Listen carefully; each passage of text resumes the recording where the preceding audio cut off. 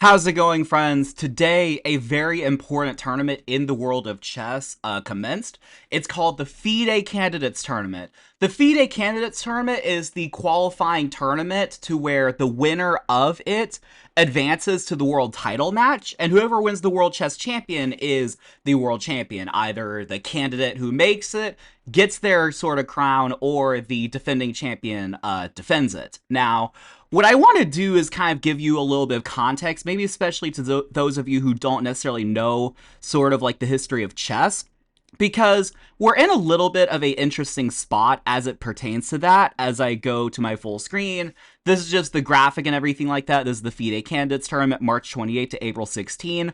Although technically the game started today, which was the 29th. The 28th is just the opening ceremony, which honestly no one really cares about. All due respect. But you see some of the players here. The 2026 FIDE Candidates Tournament determines who will challenge current world champion Gukesh Domoraju for the crown, and we see the players there. And I mean, I guess later I'll give a brief. Oh yeah, it gives them a little overview as to how they qualified. Fabiano won the FIDE circuit. Anish Giri got first in the Grand Swiss. Bluebomb got second in the Grand Swiss, and the Grand Swiss was like an open tournament, so it's kind of the qualifier for the qualifier, if that makes sense. And the top two finishers made it there.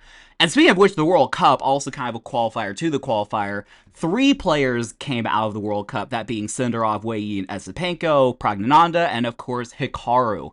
Hikaru was kind of widely criticized for playing these Mickey Mouse tournaments, which I have to say, like, one, like, it's the rules, and he said he was going to do it. As Magnus said, it was pretty shameless, but also, he had a high rating, a really high rating to begin with, and he's still proven to be one of the best players in the world, so, like, why does anyone actually care? I don't know, but anyway, apparently this is head-to-head thing, so obviously Gukesh is the world champion, so you can kind of see like what his head-to-head results are against like everyone else. So he's 1-3 against Anish, Bluebomb, I mean, etc. You can go down the line. But basically, that's the FIDE candidates, and what I want to kind of talk about a little bit is one player named Magnus Carlsen. Now, there's some context there. Obviously, Magnus is not in the candidates, but he's not in the World Championship.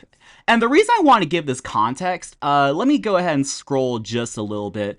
This isn't really like a well-polished video. This is kind of like, just me like talking a little bit, and then I'm going to be kind of like talking about the games. But when I go, let's just go to World Championship. This was him kind of in the peak of his powers against Sergei Karyakin.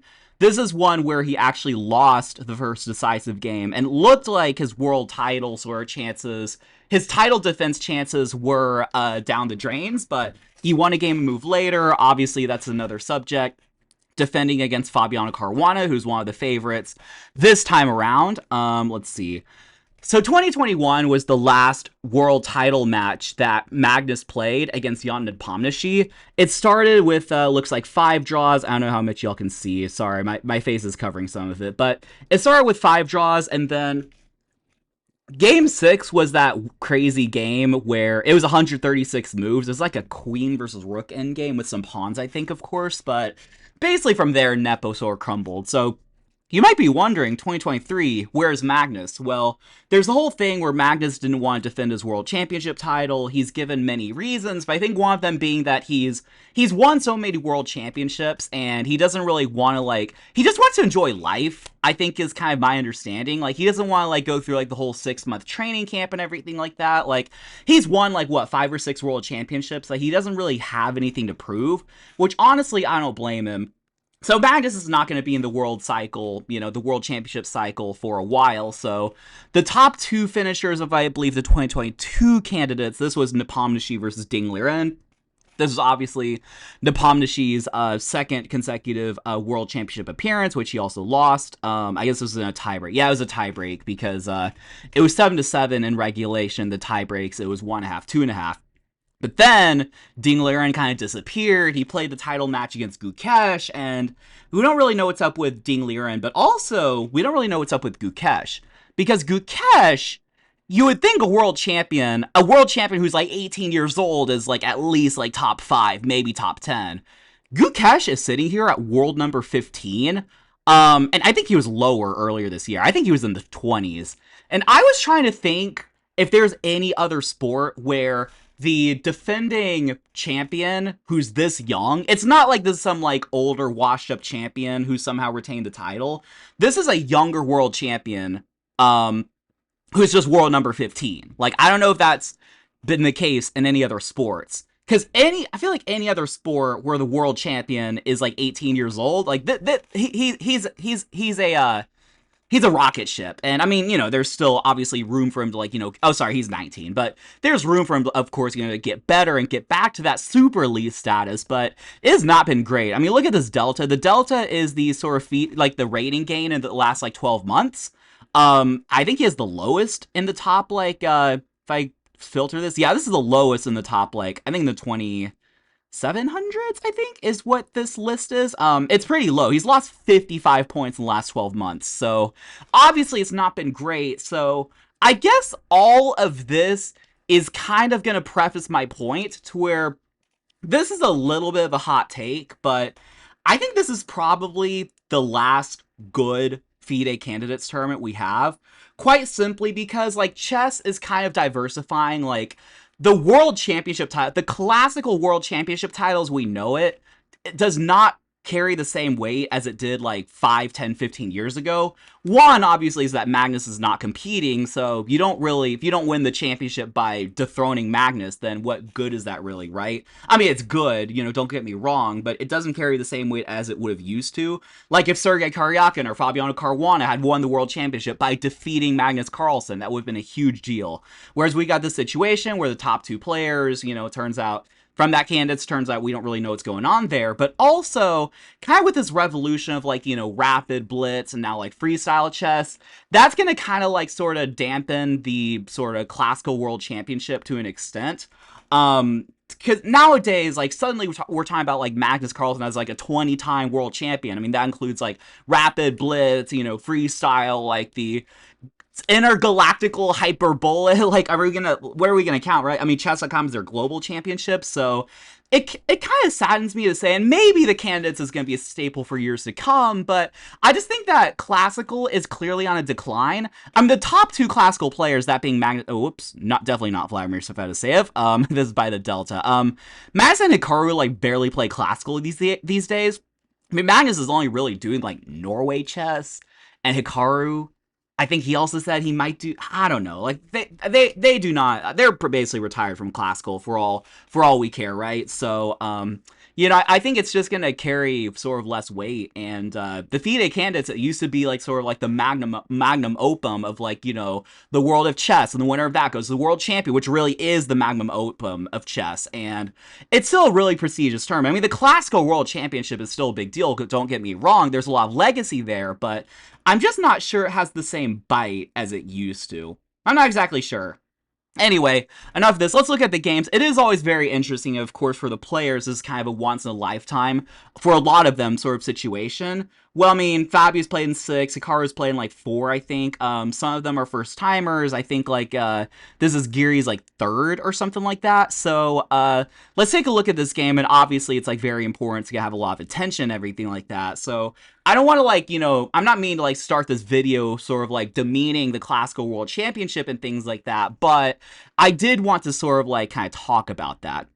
Regarding this game, this is Matthias Bluebomb versus Wei Yi. This was kind of the one sort of, like, dud, of the first round. I mean, like, of course Wei Yi played a Tarrasch, like a semi-Tarrasch. Like, he just plays c5 and tries to kill the game, right? And nothing really interesting conspired here. I mean, the most intriguing part of the game was Wei Yi leaving his rook on pre, sacrificing the rook by playing queen d7 to force a draw. That was the most intriguing part of the game, is that he had a brilliant move which just forces a draw. Okay, on to the next game. What do I want to talk about next? Let's look at Fabi versus Hikaru. Obviously, the countrymen have to be paired in round 1 in order to avoid any potential sort of, like, collusion or the perception of collusion, everything like that. Fabiano has the white pieces, which does mean, for what it's worth, when they rematch in, like, 8 rounds, Hikaru will have the white pieces.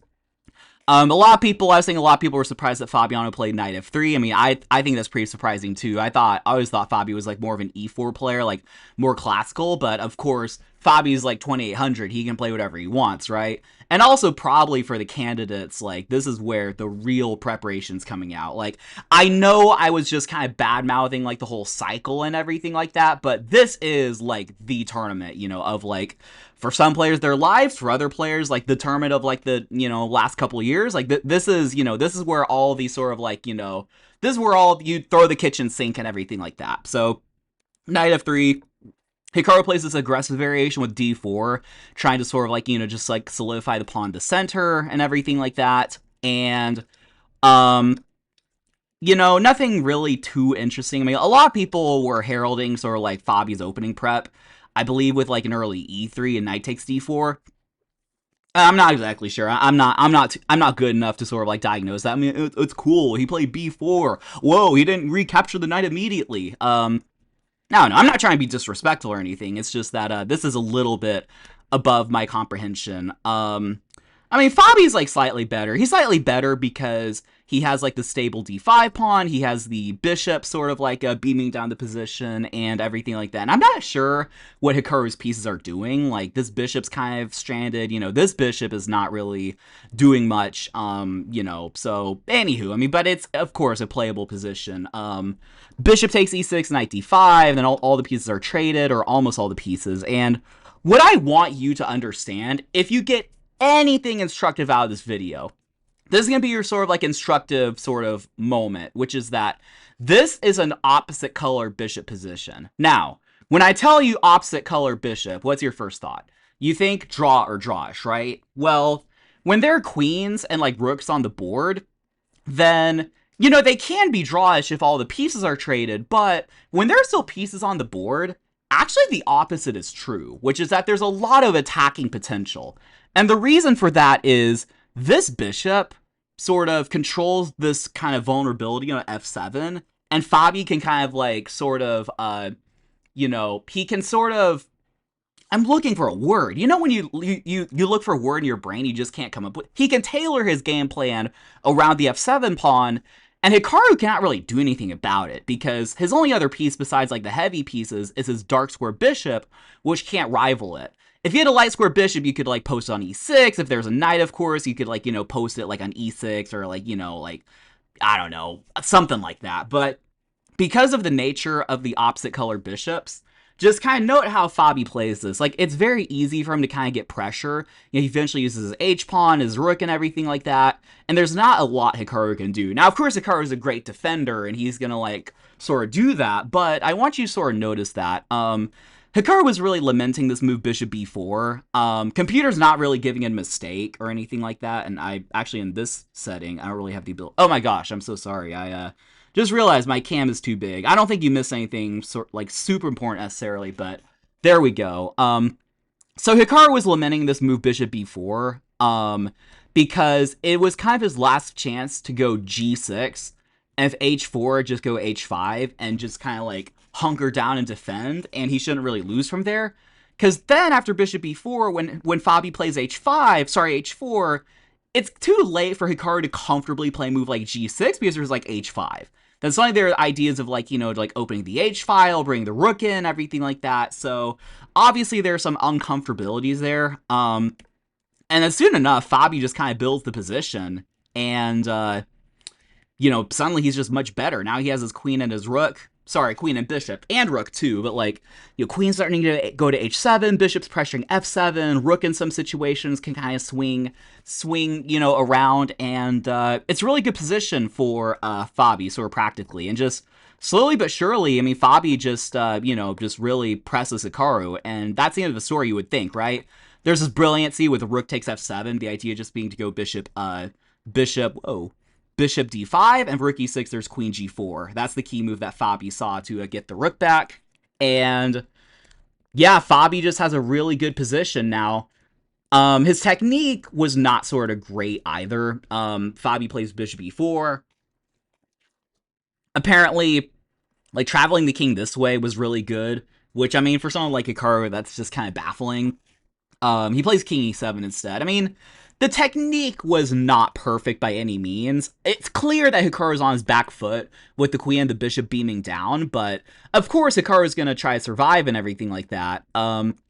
Oh yeah, Hikaru was saying in his recap that I mean Queen e6 is just a move like you have to play. If King f8, there's Bishop g6, and I think if King d8, there was like it's like Queen g8 and like well actually not that sorry because the bishop's there, but like King e7. Well, just gonna say repeat, and then I think he was saying there's some zugzwang with like f4 or something like that. Anyway, it's winning on the 67th move, right? So pawn to f4, bishop f6, and again, Fabi's technique is not perfect. Then he makes a mistake here after f5. Sorry, not after f5. Well, do after. This is not the critical position I'm thinking of. f6.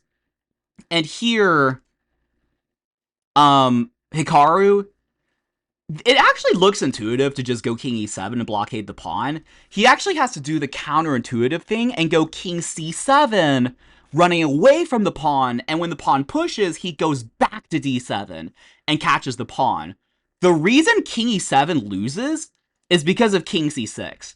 Fabi just goes king c6, king takes pawn, and then pushes the c pawn. It's as simple as that.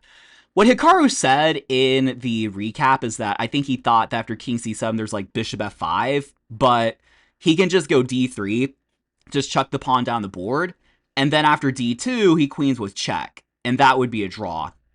What I maybe thought happened was that I thought he might have miscalculated. That after king c7, I thought maybe he missed something with e7 and then this and then king c6. But Hikaru has this idea with f5. This cool idea with f5 and just defending the position with bishop d8.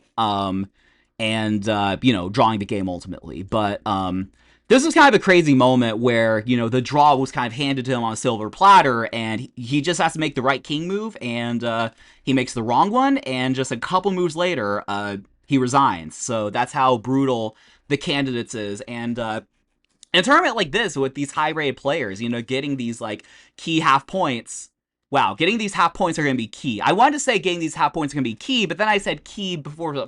Anyway, this is not a well-done video, in case you couldn't tell. This is just a dude talking about chess, right? So if you like that stuff, subscribe to the video. Would greatly appreciate it. Prague versus Geary, nothing really too interesting. But it's a good win by Prague. For any of you, like, you know, like, Levy fans, I think Levy sort of advocates for this, like, knight c3 against the Sicilian. So, good for you. You should watch this game. Let's see. Anything interesting I wanted to talk about? I mean, not necessarily. I mean, Prague just had a better position, and ultimately, you know, like, if I were, like, one more motivated at this very moment and two better at chess, I could go into all the intricacies as to, like, how Prague, like, built up his advantage and, you know, everything like that. But really, just towards the end, he just got a winning rook in game. What I thought was pretty interesting, I think a lot of beginners would probably be tempted to go, you know, check and then try push the pawn, which actually is a draw. Because the idea, well, if the king goes forward, then you can take the pawn. And that would be pretty winning, I believe. King e6, yeah. Well, yeah, you can't even take the pawn. And if king e8, you know, just same old stuff, right? This should be winning. But you actually want to keep the pawn h6 and use the rook to kind of cut off the king. So that technique is important. I think sometimes, you know, and the reason I realize that is because I've seen a lot of, like, Philidor? No, not really Philidor, but I've seen a lot of positions where, like, the pawn pushes all the way to a7. Maybe there's a rook supporting it, but the rook, the enemy rook, is just keeping an eye on the pawn like a hawk, right? Just keeping an eye on the pawn, and the rook can't really go anywhere because then the pawn would be taken, everything like that. So I kind of thought interesting that, like, the winning strategy is just to keep the pawn h6, cut the king off, and then eventually, like, use the king and everything like that. You know, he could make a pass pawn if he needed to, so I just thought that was pretty interesting. I think it's just good to be patient, because, yeah, if you go check and then h7, I mean, like, that's just a draw. In fact, black can play b5 and kind of create a pass pawn of their own, right? So, anywho, so that's exactly what Prague does. He goes rook f6. One thing, I mean, you might wonder, like, why Anish just allows the king to sort of go in. I think it's just a tough position to begin with. Like, I mean, you can't really, like, move the rook elsewhere and, like, keep the pawn, you know, afloat, right? I think if you move the king, then now the b pawn is weak. Maybe you could go like here. I don't know. King c7. Apparently c4 is winning. What if I just hide? Okay, what's the win? Come on. Oh, you travel the king to g1, and then that's when you bring your king in. Okay. So there's definitely some nuance there for sure. Rook in games, boys and girls, are very important, especially once you get to like 16, 1800, like my level. Like, rook in games are really, really good to know. They come up a lot. The reason they come up a lot is because obviously the pieces are traded, but the rooks sort of start in the corner and aren't really doing much, sort of in the opening and even the middle game sometimes. So they're oftentimes kind of the odd pieces out when it comes to like trades and everything like that. So, anywho, Prague won. Again, I can go into the intricacies, but that was the sort of like level of analysis you are going to get. Nothing too special there, right? Esipenko versus Sindarov. These are two very, well, interesting players. I mean, Esipenko is a little older than Sindarov. Esipenko is famous for that win against Magnus Carlsen like a few years ago in Tata Steel, I believe. And Sindarov is just on a run, you know, in like the World Cup, you know, freestyle, everything like that. He's a lot of people sort of like dark horse, you know, contender to like win the whole thing. I personally think that like he'll do well. I mean, he won the first game. I mean, I'm not, I'm shamelessly spoiling here, right? But I feel like he's going to catch fire early, and then, you know, the Fabbies and Hikaros of the world are going to start sort of like catch up to him. This was a weird one because Sindarov did not really have like a great start. I mean, like, Esipenko suddenly just has this like, you know, like kind of pawn cluster on the queen side, and essentially he has these bishops working together and everything like that, and then plays this weird move, bishop takes f3. Like, why trade the bishop? The reason for that is, obviously, king takes would just be, like, kind of ludicrous. Rook take, I don't know. But anyway, after queen takes, Esipenko, I think, thought he could play, like, bishop d2, c3, and just, win from there. For some reason, he didn't do it. He just played this.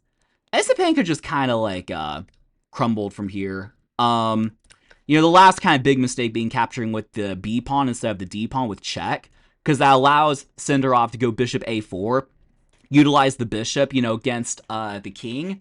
And yeah, I mean, you have the queen, the rook, the other rook, and the bishop all either contributing or with potential to contribute. And I know it might look like I'm just drawing arrows, but it's really like one of the rare positions, by the way, where you have two minor pieces versus a rook, and the rook is actually overpowered. It's normally the minor pieces that have the upper hand, but no, the rooks are doing really well. Sindarov plays queen g6. Obviously, there are some ideas of, like, now the rook can't really go there, but, like, if rook e7, you know, pressuring the g-pawn, everything like that. Obviously, the bishop's attacked, so he moves the bishop and then goes rook e8.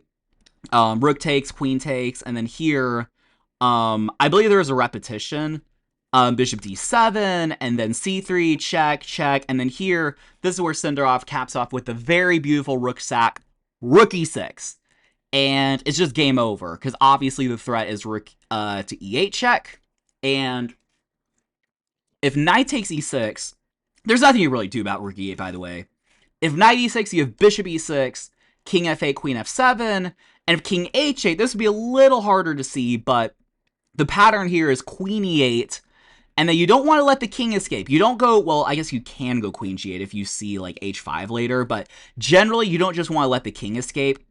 You go bishop g8, because the king is unable to go to the g8 square, and then you drop the bishop back one square, and then you get checkmate.